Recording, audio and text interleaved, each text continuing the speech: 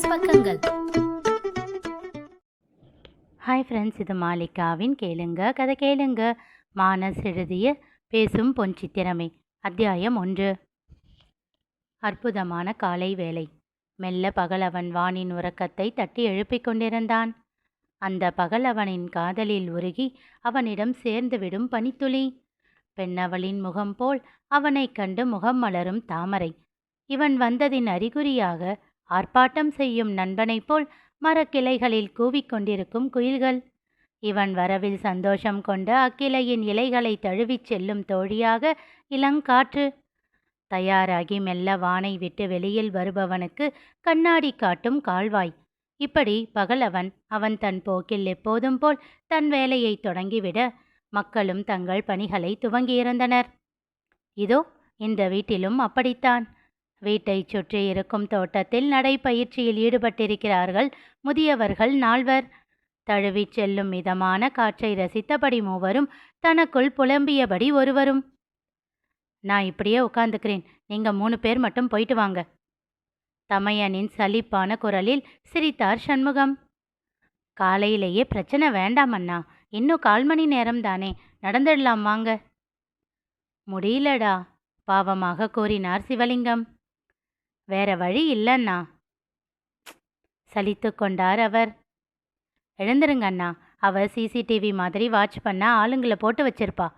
அவர் சொல்லி கொண்டிருக்கும் போதே சண்முகத்தின் செல்போன் ஒலித்தது. அண்ணா, அவதான், முதல்ல எழுந்துருங்க என்று விட்டு அவசரமாக அழைப்பை ஏற்றான். குட் மார்னிங் தாத்தா, உற்சாகமான குரல் அந்த பக்கம் இருந்து கேட்டது. குட் மார்னிங் டா இசை.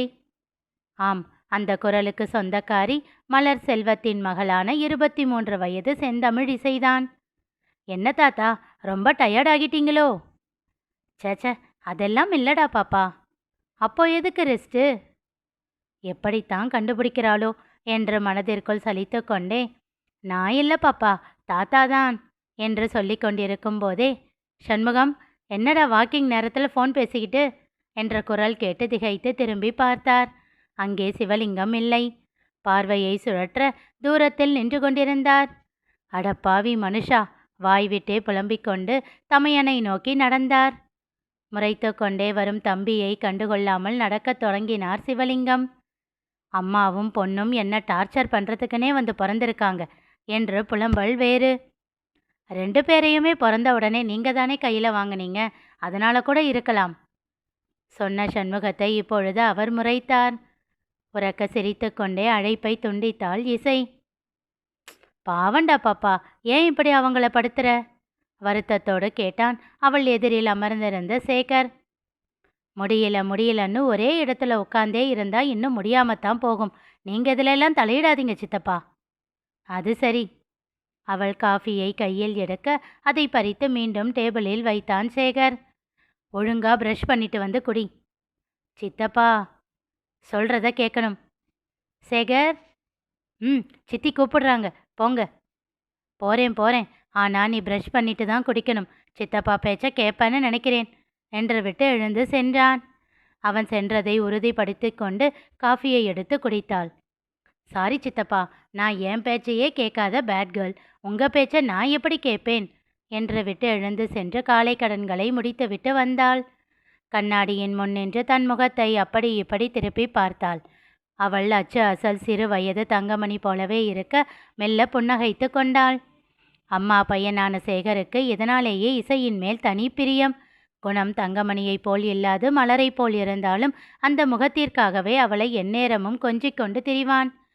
அப்போது அவள் செல்போன் ஒலித்தது. யார் என்று பார்த்தவளுக்கு உற்சாகம் வந்து ஒட்டி கொண்டது. அழைப்பை ஏற்றதும் எதிர்முனையில் பேசுவதற்கு இடம் தராமல், குட் மார்னிங் மாம்ஸ், என் செல்லம், என் பட்டு, மை டார்லிங் மாம்ஸ். என்ன மாம்ஸ் காலையிலேயே கால் பண்ணியிருக்க, என் ஞாபகம் வந்துடுச்சா? குழைவாக கேட்டாள். ஒன்றும் பிரச்சனை இல்லை மாம்ஸ், சீக்கிரம் அந்த டைலரை கட் பண்ணி விட்டுட்டு என்ன கல்யாணம் பண்ணிக்கோ. அடி செருப்பால.